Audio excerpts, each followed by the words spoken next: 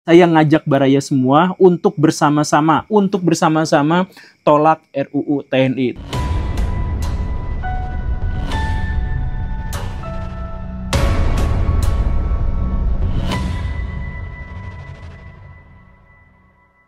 Assalamualaikum Bre, selamat datang kembali di Guru Gembel Channel. Bulan Maret tahun 2025, Indonesia kembali lagi digegerkan dengan sebuah peristiwa yang menegaskan bahwa Indonesia sekarang itu gelap.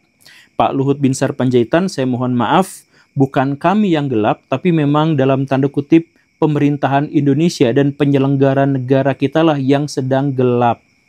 Bagaimana ceritanya kemarin yang ribut-ribut itu? Saya tegaskan begini. Ada rapat DPR yang diselenggarakan tertutup, tidak boleh diketahui wartawan, tidak boleh diakses oleh rakyat. Isinya apa? Isinya adalah RUU TNI, di mana TNI di situ diwacanakan, didorong, diupayakan untuk memiliki kewenangan lebih, termasuk nyebrang pagar masuk ke wilayah-wilayah sipil. Tentara masuk ke wilayah sipil dan itu disahkan atau diupayakan oleh DPR yang untuk mensahkannya itu harus mengadakan rapat tertutup di hotel mewah. Oke? Sangat aneh kan?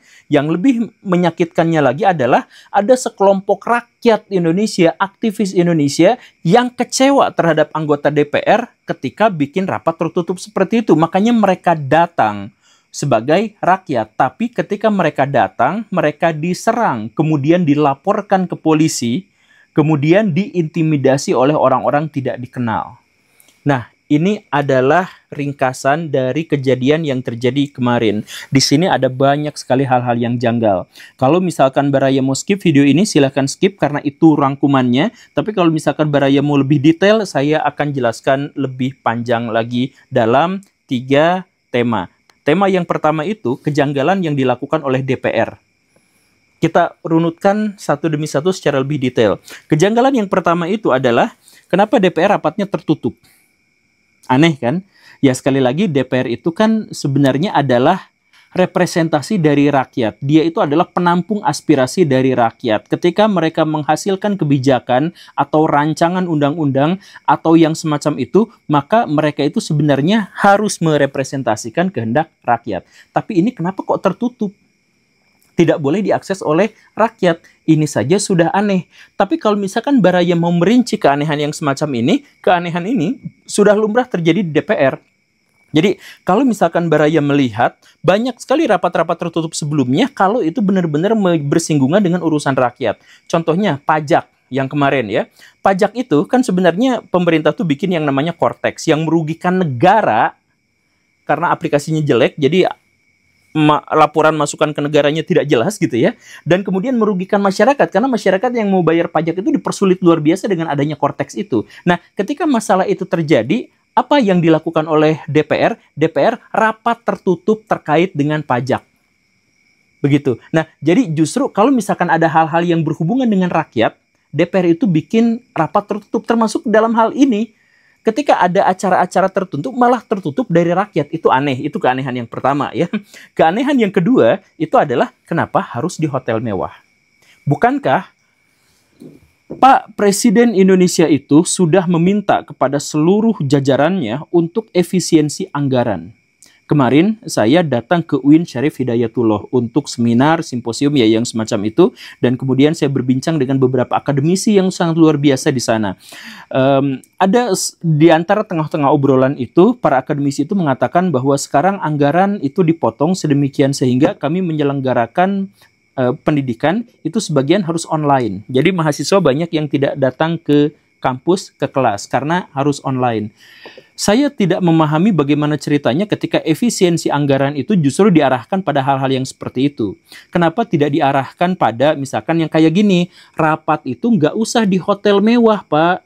Bisa aja di kantornya, kan DPR punya kantor yang sangat besar, yang sangat megah, AC-nya bagus, semua fasilitas di sana lengkap. Kenapa justru malah rapatnya di tempat-tempat yang lain, yang membebani anggaran lebih besar lagi? Nah, itu masalah yang berikutnya lagi. Kenapa harus seperti itu? Bukankah efisiensi? Saya sarankan kepada Pak Prabowo, Pak, kalau misalkan mau efisiensi anggaran, itu sasarannya itu adalah pada rapat-rapat di hotel mewah yang semacam itu. Kemudian sita para koruptor duitnya, yang seperti itu efisiensi, Pak. Bukan malah yang pendidikan dipotong, buat ini dipotong, buat itu dipotong dan sebagainya, tapi kalau rapat masih di hotel mewah. Fun fact-nya lucu, Baraya, ada fun fact loh di sini. Fun fact-nya itu adalah ternyata hotel-hotel bintang 4, bintang 5 di Indonesia itu 40% dari pelanggan mereka itu dari pemerintahan. Bayangkan, hampir setengahnya, 40% itu dari pemerintahan. Maksudnya apa? Maksudnya, ya kalau pemerintah mau rapat, pengennya di hotel mewah, pengennya di hotel berbintang itu.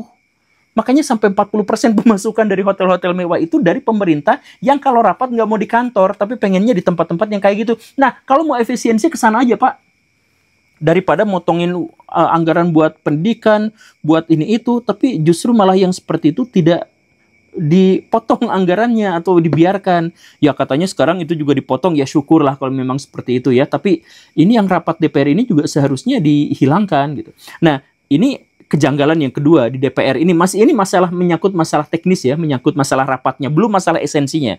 Masalah berikutnya dari DPR itu adalah kenapa DPR kalau rapat itu biasanya tidak merepresentasikan kehendak rakyat biasanya. Maksudnya coba Baraya gini. Ketika ada orang-orang Papua dulu datang ke Jakarta untuk demo, untuk menuntut kenapa hutan kami dibabat, kenapa air kami diracuni, kenapa suku-suku di sana dipecah belah, kenapa adat kami dilecehkan, dan sebagainya, itu orang Papua itu datang ke DPR. Apakah DPR rapat terkait dengan hal ini? Tidak. Ketika rakyat Indonesia dari tahun 2008 sampai sekarang menuntut agar koruptor itu dihukum mati atau setidak-tidaknya dimiskinkan, disita harta kekayaannya. Itu dari tahun 2008 draftnya sudah ada. DPR pernah nggak bahas ini, Baraya? Jujur DPR pernah nggak bahas yang seperti ini? Enggak. Jadi tuntutan-tuntutan dari rakyat yang sesungguhnya itu DPR tuh nggak pernah bahas. Jadi hal-hal yang berhubungan dengan tuntutan rakyat tuh nggak pernah dibahas. Tapi yang dibahas itu adalah kalau Gibran pengen naik jadi pejabat negara, itu rapat. Kaesang pengen jadi pejabat negara, itu rapat di situ DPR. Kemudian yang sekarang TNI pengen diluaskan kewenangannya, itu rapat gitu. Jadi sepertinya DPR itu memang pilih-pilih, yang dituntut sama rakyat mah diabaikan, tapi ada pesanan-pesanan tertentu itu diterima. Contoh yang paling mencolok itu adalah masalah RUU penyiaran. RUU penyiaran itu kalau disahkan itu kan berarti, nah kayak saya, YouTuber, TikTokers, apa segala rupa, kalau tidak boleh memberitakan sesuatu. Kalau memberitakan sesuatu, itu harus izin KPI dulu. Kan begitu kan? Itu berarti apa? Itu berarti YouTuber dan TikToker di Indonesia itu bakal punah gitu. Karena tiap mau bikin konten harus lapor dulu ke KPAI, nanti diperiksa dulu kayak skripsi, ini bagus atau tidak, dikembalikan. Oh ini bagian ini dihapus, dicoret gitu kan. Nanti kirimin lagi kan, begitu aja bolak-balik. Bayangkan Baraya, masyarakat mana yang menghendaki agar YouTuber dibatasi seperti itu? Nggak akan ada kan? Tapi DPR ngebahas itu. Jadi yang tidak dipinginkan sama rakyat dibahas, yang dituntut oleh sama masyarakat itu nggak dibahas sama DPR. Ini kan aneh gitu. Makanya Pak Rocky Gerung kemarin tuh curiga, jangan-jangan ini ada pasal-pasal tersembunyi, jangan ada pasal-pasal pesanan, jangan-jangan seperti itu, karena udah mah tertutup, jauh dari akses terhadap rakyat dan sebagainya, tapi dibicarakan gitu. Itu masalah pertama. Masalah teknis dari rapat itu saja sudah aneh yang kemarin itu. Masalah yang kedua itu menyangkut masalah urgensi. Nah ini lebih aneh lagi Baraya. Jadi gini ceritanya ya.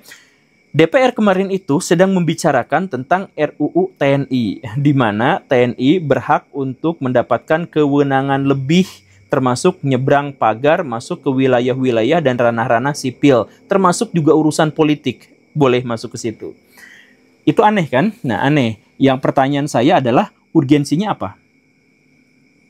Gak ada urgensinya. Ngapain juga? Kan yang urgen itu adalah gimana caranya menciptakan lapangan pekerjaan buat rakyat Indonesia yang sekarang memang lagi kesusahan. Gimana caranya agar ekonomi Indonesia menjadi semakin kuat. Gimana caranya agar kita tidak tergantung pada pertambangan, misalkan untuk ekonomi ya, tidak tergantung pada pajak, misalkan dan sebagainya. Itu kan yang urgen. Nah, ini TNI diminta dirapatkan untuk dia diluaskan kewenangannya. Itu urgensinya apa? Gak ada urgensinya. Itu aneh kan? Aneh. Dan selain urgensinya yang aneh juga, itu di situ tuh sebenarnya mencederai ekonomi masyarakat. Karena apa?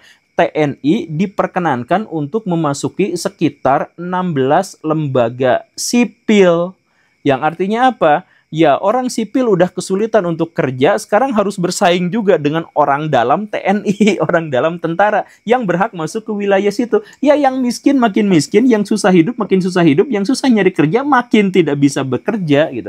Karena wilayah mereka menjadi semakin sempit lagi. Nah, ini makanya dalam hal urgensi saja ini sudah menjadi sesuatu yang aneh. Kalau misalkan kita melihat hal yang lebih esensi, yaitu RUU TNI, itu menjadi lebih janggal lagi, menjadi lebih aneh lagi. Di mana apa? Intinya ya, bahwa di sana itu dibicarakan tentang jabatan-jabatan yang ditambah. Misalkan Panglima TNI, nanti ada wakil Panglima TNI, diperbanyak kayak gitu ya, biar anggarannya mungkin lebih besar gitu ya. Padahal kan efisiensi, ya itu makanya nggak tahu gitu ya.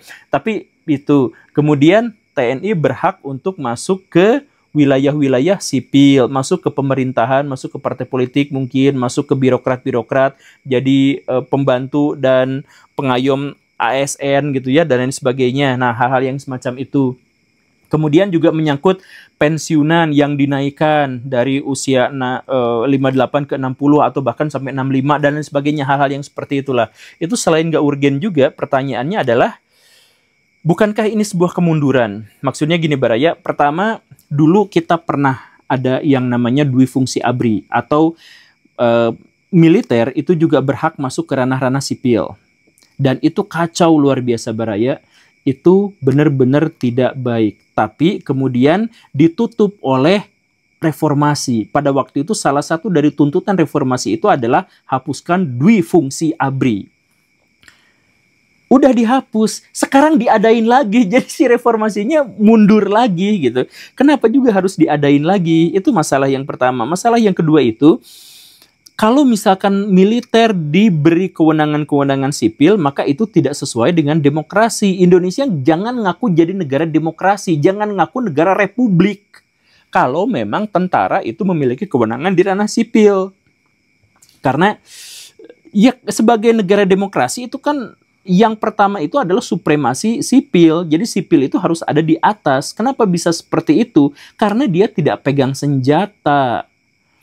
Jadi kalau misalkan nanti orang-orang bersenjata masuk ke wilayah politik, masuk ke wilayah birokrasi, masuk ke wilayah pemerintahan dan sebagainya, dalam situasi mereka terlatih memegang senjata, mereka mahir menggunakan senjata, dan mereka berhak menggunakan senjata, maka mereka bisa aja melakukan tindakan-tindakan yang tidak seharusnya. Sama seperti di zaman Orde Baru. Jadi ada Rocky Gerung ngomong, digebukin, atau ditembak misalkan lebih buruk lagi gitu ya. Itu kan sebenarnya hak tentara. Jadi tentara mungkin nanti akan mengatakan bahwa saya menafsirkan membela negara adalah dengan membantai para oposisi terhadap pemerintah. Bisa aja kan ditafsirkannya seperti itu gitu. Dan ini bukan hanya asumsi, ini pernah kejadian seperti itu.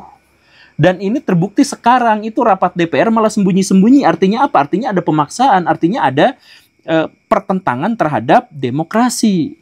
Begitu. Sekarang saya menegaskan Baraya bahwa tentara itu adalah abdi negara. Dia sakral. Jadi darahnya para tentara itu suci. Itu jiwa raganya tentara itu suci. Karena apa? Karena mereka membela negara. Sekarang mau diturunkan pangkatnya menjadi bagian dari pemerintahan. Artinya apa? Mereka bisa aja ngikutin rezim. Kalau sudah seperti itu, mereka membela pemerintahan, membela rezim, membela partai politik, bukan membela negara. Saya misalkan konteksnya, saya tuding pemerintahan, saya kritik, saya koreksi pemerintahan misalkan. Boleh tidak? Boleh. Karena apa? Karena itu adalah bagian dari bela negara saya. saya membela negara dengan mengkritik pemerintah. Itu adalah sah dan wajar. Dan TNI itu nggak boleh ngapa-ngapain saya karena saya membela negara dalam wujud mengkritik pemerintah. Sekarang kalau misalkan TNI itu nanti menjadi bagian dari pemerintah, saya mengkritik pemerintah, saya bisa didor. Ya, karena apa? Karena kewenangan mereka untuk menjadi seperti itu, karena mereka memang berhak untuk itu, gitu. Berhak untuk memegang senjata maksudnya.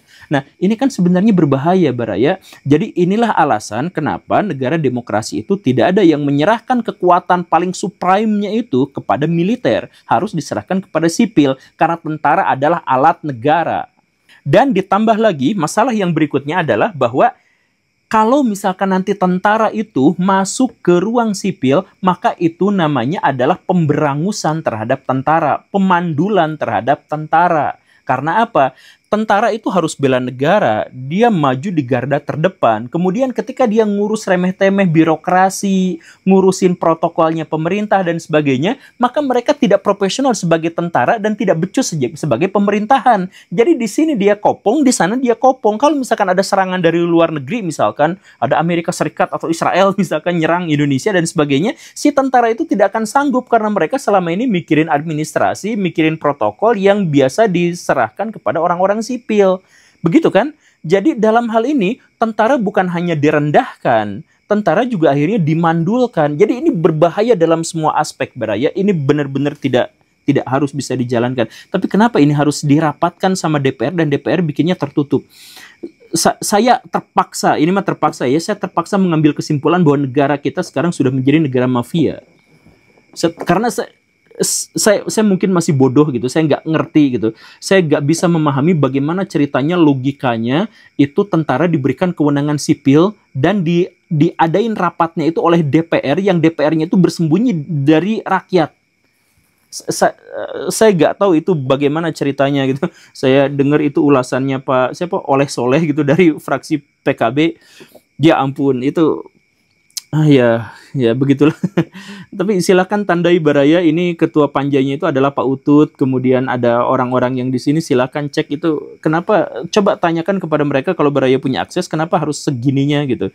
Saya sih ya berharap dan menyarankan kepada TNI, Pak TNI kan, Bapak-bapak TNI itu kemarin kan tahun 2018 itu memecahkan rekor muri Indonesia, di mana bapak-bapak berhasil untuk mematahkan 251 bata ringan, dijejerin sampai ke atas, sampai setinggi Godzilla gitu, ditumpuk-tumpuk tapi dikasih renggang-renggang kayak gitu, terus dipatahin dari atas, brebet patah gitu ya. Wah, itu luar biasa dan disaksikan oleh seluruh dunia karena disiarkan juga di televisi nasional, kemudian ditampilkan ke undangan luar negeri gitu, ditunjukkan bahwa TNI itu bisa tenaga dalam karena gini-gini dulu. Ya kayak gitu, terus dipatahin bret. Patah semuanya, tapi kan dikasih kerenggang gitu ya. Jadi si bata-batanya itu alih-alih bisa menopang satu sama lain, tapi mereka justru malah membebani satu sama lain. Jadi kalau dikeprek 2-3 bata teratas ya ke bawah juga akhirnya ikut hancur gitu. Ya itu kan trik sulap gitu ya. Tapi ya walaupun trik sulap itu mungkin kalau dilihat sama orang luar negeri cukup membuat tertawa, tapi itu mungkin lebih baik daripada tentara masuk ke ranah sipil, kemudian mereka mencoba masuk ke ranah sipilnya adalah dengan pintu belakang, di mana rakyat tidak boleh tahu atas rapat DPR yang membahas masalah itu gitu. Rakyat tidak boleh mendapatkan akses. Ya, itu saja, Baraya. Semoga video ini bukan video terakhir saya, dan semoga ya RUU-nya tidak jadi. Saya ngajak Baraya semua untuk bersama-sama tolak RUU TNI. Terima kasih karena sudah menyimak. Saya Guru Gembul. Assalamualaikum warahmatullahi wabarakatuh.